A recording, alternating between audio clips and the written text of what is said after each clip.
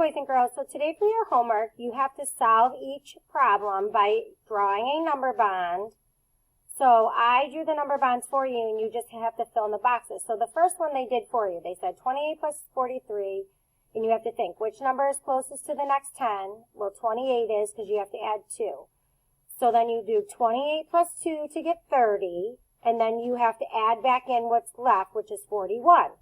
So if you add 30 plus 41, you need to type in your answer here.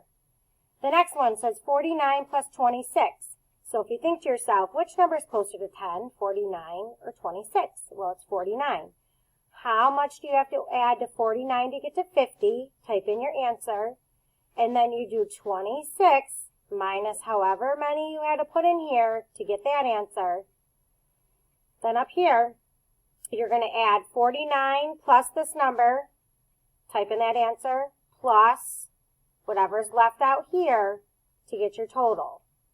And you're going to do the same for these two. I did the number bonds for you so you know which number is closest to the next 10. You just have to think about how much you have to add to get to the next 10. So 19, how much do you have to add to 19 to get to 20? Type it in here. And how many do you have to add to 28 to get to 30? Type it in here. And remember, whatever you get here, you have to take away from there because that's where you're getting this number. You're pulling it out from 43. So when you pull it out and you take it away, you have to take it away from 43 to see how much is left. The same way with 67.